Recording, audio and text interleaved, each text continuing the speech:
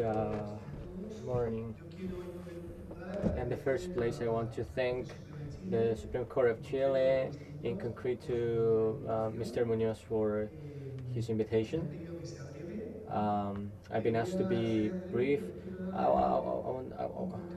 but first I want to give a context to my position, but from the theoretical view. I'm going to base myself on some experiences, but I want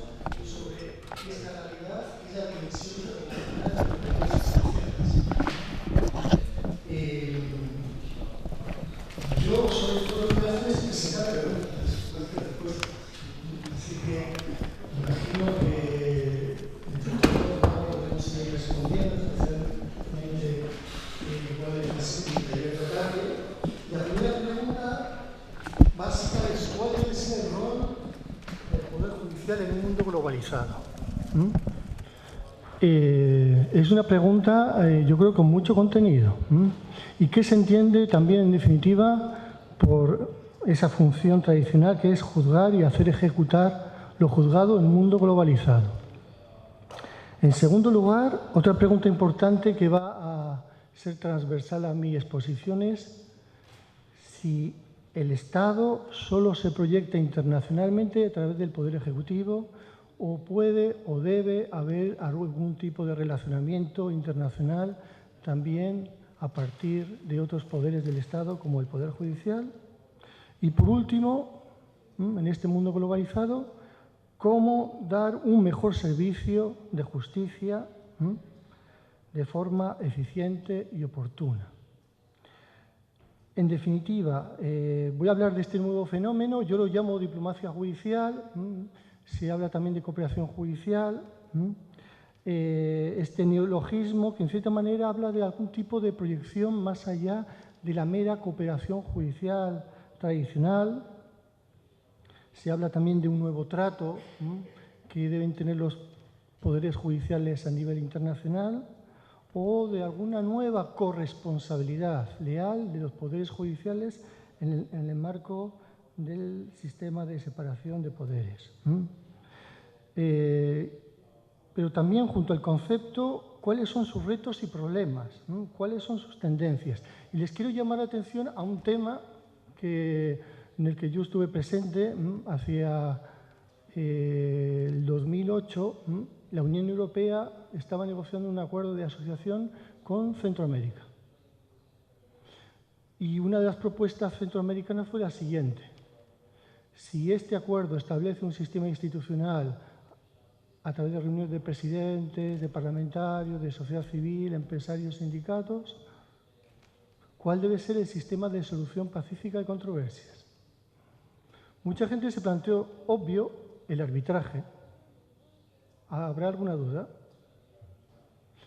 Y desde la Corte Centroamericana de Justicia y de abogados que estábamos alrededor de ella, nos planteamos por qué no generar un sistema de colaboración judicial entre esta Corte regional, la Corte Centroamericana de Justicia y el Tribunal de Justicia de la Unión Europea. Se pensó mucho, pero como el que llevaba la batuta de la negociación era el Poder Ejecutivo, se quedó en el arbitraje. Pero la pregunta que doy pendiente, es decir, ¿el arbitraje es el único sistema para abordar cada día más este mundo globalizado? También voy a hablar, si me permiten, desde América Latina. Yo creo que hay que reconocer también un espacio que a veces no se le reconoce su importancia, un espacio donde se creó el primer tribunal internacional del mundo, la Corte de Justicia Centroamericana por el Tratado de Washington de 1907. Y en tercer lugar, en definitiva, voy a hablar desde el análisis de la cumbre, la primera cumbre judicial Unión Europea, América Latina y el Caribe, CELAC, y del análisis de la Declaración de Santiago aprobada el día 11 de enero de este año. Me llama mucho la atención, por ejemplo, el punto que dice, reconociendo la voluntad de los poderes y órganos judiciales de contribuir a la asociación birregional de la cumbre CELAC-UE. Aquí hay un poder del Estado que se está proyectando mucho más allá de la clásica cooperación judicial internacional. Bueno, mi exposición la voy a dividir en 3 puntos. En primer lugar, voy a hablar un poco del contexto, ¿no?, de esto que al menos yo utilizo el concepto de diplomacia judicial. En segundo lugar, del marco conceptual. Y por último, a modo de conclusiones, voy a presentar un poco mi opinión. La diplomacia moderna nació durante el tránsito del medievo a los tiempos modernos, a mediados del siglo XV, precisamente en el momento en que surgía la forma política que se conoce con el nombre de Estado. Bajo la autoridad del rey se impone la unidad territorial, la centralización del gobierno y la sumisión al príncipe de las clases sociales y de los cuerpos privilegiados. Los monarcas se ven obligados a desarrollar una activísima política internacional y para ello se dotan de una diplomacia permanente. Pero desde entonces la diplomacia ha experimentado numerosas transformaciones como consecuencia de los propios cambios en el mundo internacional, entre los que hay que destacar los causados por el progreso técnico y las mutaciones sociales.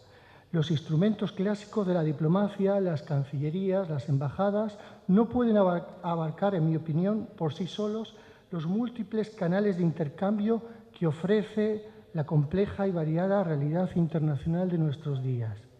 En un mundo globalizado e interdependiente, los Estados se relacionan constantemente a través de una infinidad de canales de muy diversa naturaleza. En mi opinión, los gobiernos ya no son los agentes únicos de los procesos de intercambio y de comunicación entre los pueblos. El comercio, la cultura, el deporte, la técnica, la información, etcétera, hacen más hoy día por acercar o alejar a las naciones de lo que antaño pudieron conseguir los convencionales sistemas de alianzas. Como consecuencia de la acción mancomunada de todos estos factores, la diplomacia moderna se ha enriquecido con la aparición de diferentes subtipos de diplomacia, integrados en un tronco común. Se habla así de diplomacia cultural, diplomacia comercial e incluso de una diplomacia parlamentaria, paradiplomacia y también, cada día más, de la diplomacia judicial. En efecto, los sistemas de justicia son hoy por hoy instituciones al servicio no solo de las sociedades de cada país, sino que están llamados también a cumplir funciones que van más allá, aplicando instrumentos internacionales que aseguren el goce efectivo de los derechos y libertades, contribuyendo así a la seguridad jurídica internacional, así como al mantenimiento de la paz y al orden en la lucha contra la criminalidad. Puede así afirmarse que los sistemas de justicia, tanto los propiamente internacionales como los nacionales, están llamados a constituirse en garantes de una globalización concertada, ordenada, respetuosa con los derechos y libertades individuales y colectivos. Pero sería erróneo pensar que la dimensión internacional de la justicia se agota en el plano jurisdiccional propiamente dicho. Como se ha comentado anteriormente, y en esto voy a basarme también en algunos comentarios que ha hecho el magistrado de la Corte Suprema de Costa Rica, el señor Solís, también en el ámbito institucional las relaciones internacionales se han evidenciado como un instrumento necesario para favorecer el intercambio de experiencias y el desarrollo de acciones y proyectos en común, en aras del progreso.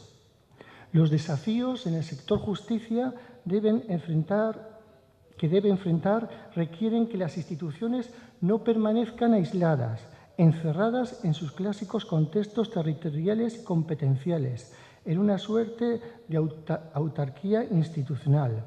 Es necesario, en mi opinión, un diálogo continuado de unos con otros, tanto en los planos nacionales como internacionales, intercambiando experiencias y analizando los grandes problemas a los que debe hacer frente el sector, los que, las más de las veces, tienen numerosos puntos en común entre los diferentes países.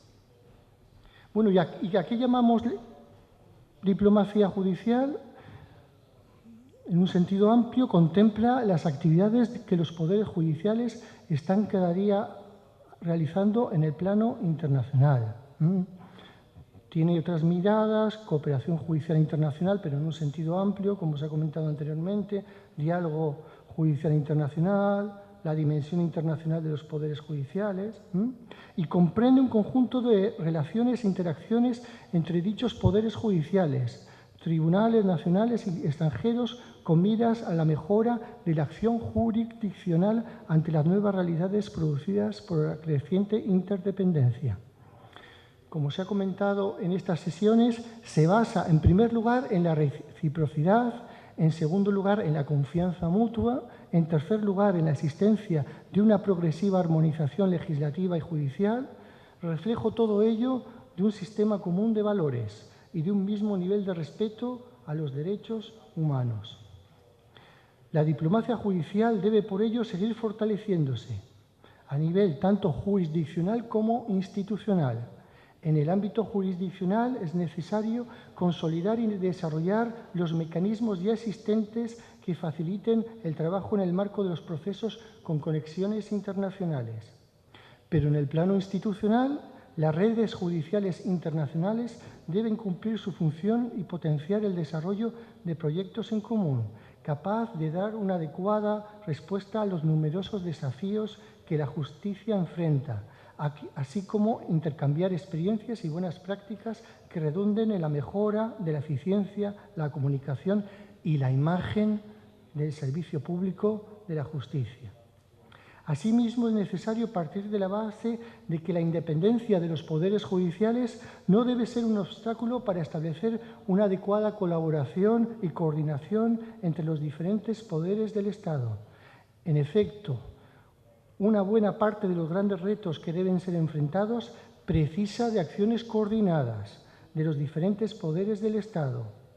El acceso a la justicia, la modernización de los procesos y de los despachos y oficinas judiciales, el fortalecimiento de la integridad institucional a través de la transparencia, la rendición de cuentas, la prevención y lucha contra la corrupción, por mencionar algunas áreas estratégicas, difícilmente pueden ser abordados sin una perspectiva integral, capaz de poner a trabajar con metas y objetivos comunes a los diferentes poderes del Estado. Objetivo, como he comentado, general, es crear vínculos entre los poderes judiciales del mundo. Pero fundamentalmente, a modo de objetivos específicos, esta diplomacia judicial, en primer lugar, debe fomentar el contacto, la coordinación y el intercambio de experiencias entre los poderes judiciales de los países. Pero también considera asuntos de interés y preocupación internacional y expresar sus puntos de vista sobre cuestiones específicas. Yo he puesto el ejemplo, y lo he dicho anteriormente, como en la Declaración de Santiago se habla de la proyección de los poderes judiciales respecto al proyecto o proceso de asociación estratégica virginal entre la Unión Europea y la CELAC. En tercer lugar, contribuir a la defensa y promoción de los derechos humanos. Y en cuarto lugar, contribuir a un mejor conocimiento del funcionamiento de las instituciones judiciales y al fortalecimiento y desarrollo de sus medios de acción. Características fundamentales de este proceso son las siguientes. En primer lugar, la pluralidad de formas, por cuanto los poderes judiciales suelen utilizar medios formales, pero también medios menos formales que los utilizados fundamentalmente en las relaciones clásicas de la diplomacia gubernamental. En segundo lugar, la permanencia por encima de los cambios en el gobierno de un país.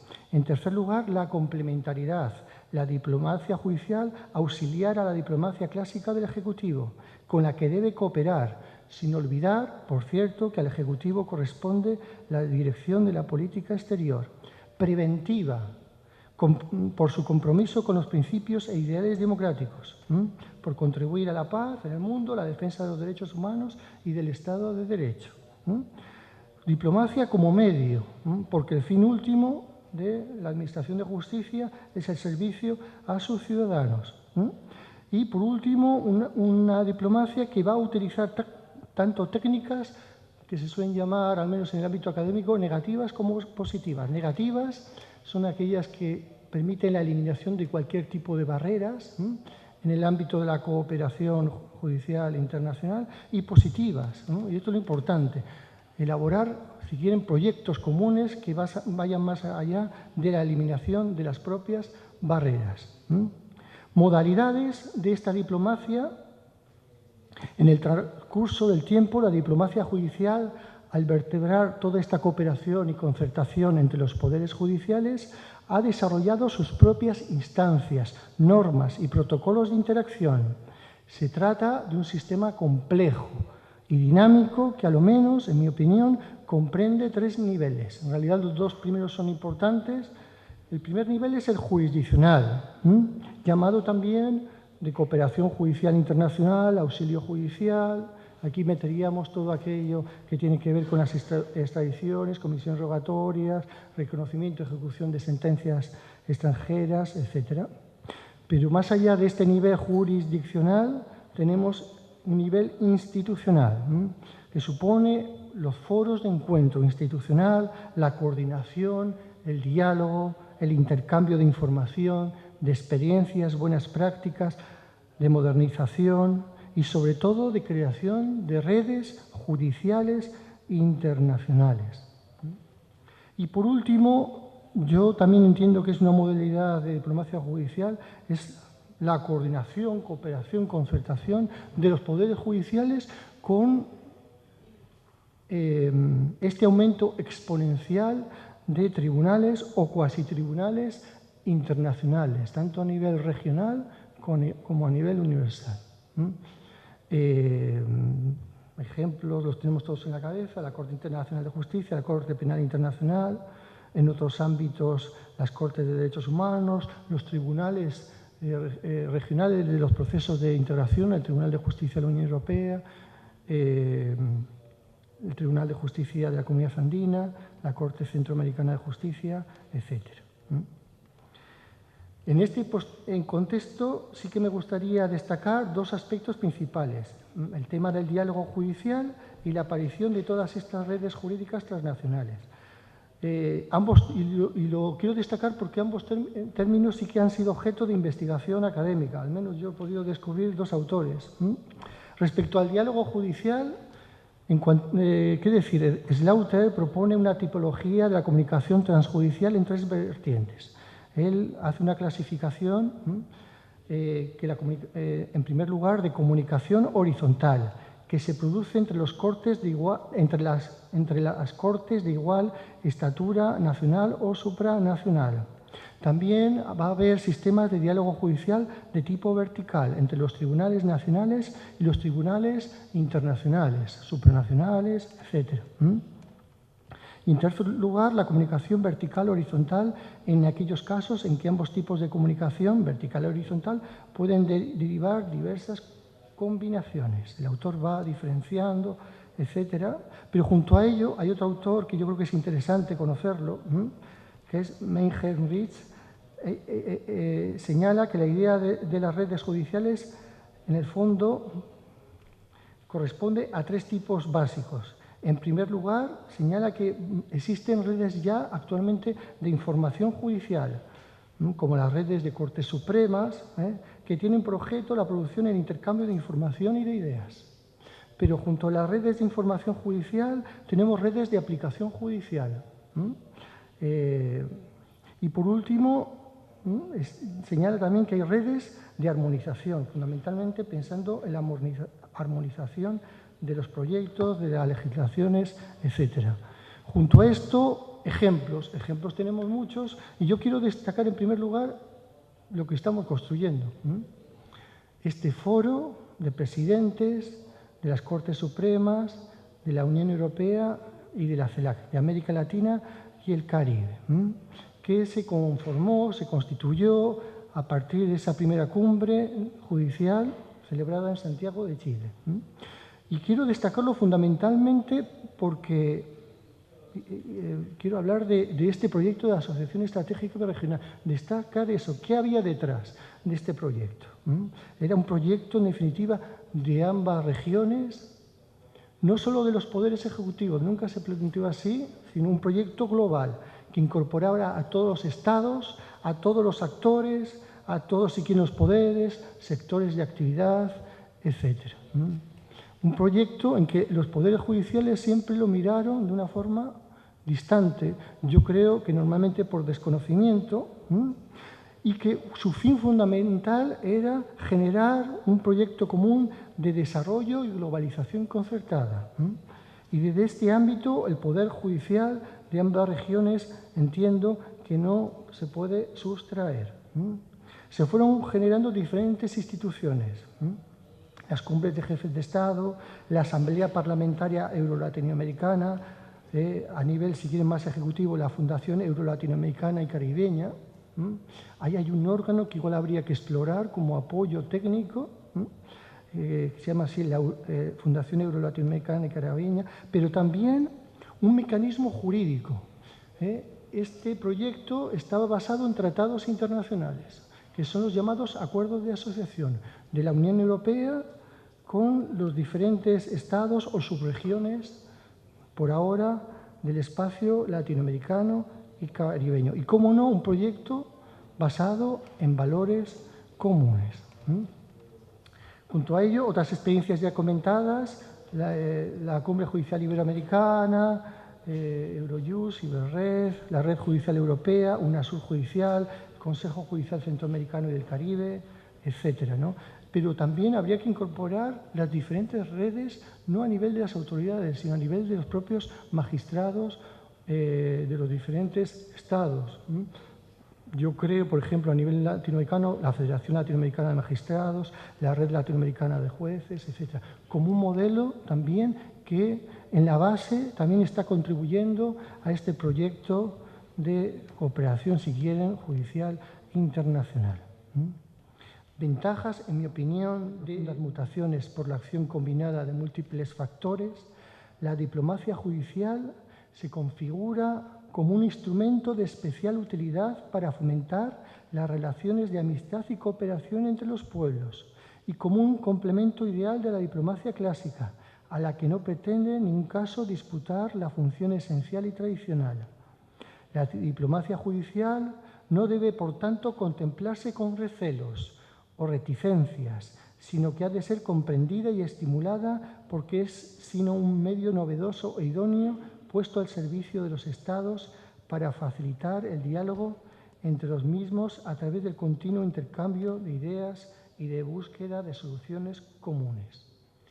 Producto directo de tres procesos concurrentes ya comentados: la globalización, en primer lugar, la separación de poderes y el equilibrio entre los mismos, y en tercer lugar, la creación de un sistema de justicia eficiente y oportuna. En primer lugar, la diplomacia judicial ha ido creciendo bajo diferentes y numerosas modalidades, al grado de ir por delante de las normas existentes. En segundo lugar, y esto es importante, existe la necesidad de precisar mejor sus objetivos y propósitos, en lo general y en lo particular, pero para evitar que pierda eficacia. En tercer lugar, es necesaria también la creación de una mentalidad de apertura a otras culturas y a otros patrimonios jurídicos. Y finalmente, no puede perderse de vista que todos los avances y resultados que se obtengan deben tener su adecuada aplicación o traducción en cada uno de los estados implicados. Una de las debilidades históricas de la llamada diplomacia judicial ha sido precisamente, se ha comentado también anteriormente, la falta en ocasiones de resultados internos, acordes con los avances obtenidos a nivel internacional. A veces, por la no existencia en los poderes judiciales de una adecuada dirección o departamento de temas internacionales que haga seguimiento de todo lo acordado. En cualquier caso, la diplomacia judicial llegó para quedarse. Las relaciones y el diálogo internacional de los operadores de la justicia no son solo parte de una realidad indiscutible, sino que se evidencian como una necesidad para el fortalecimiento y el progreso de los sistemas de justicia y, por ende, del Estado de Derecho. Muchas gracias.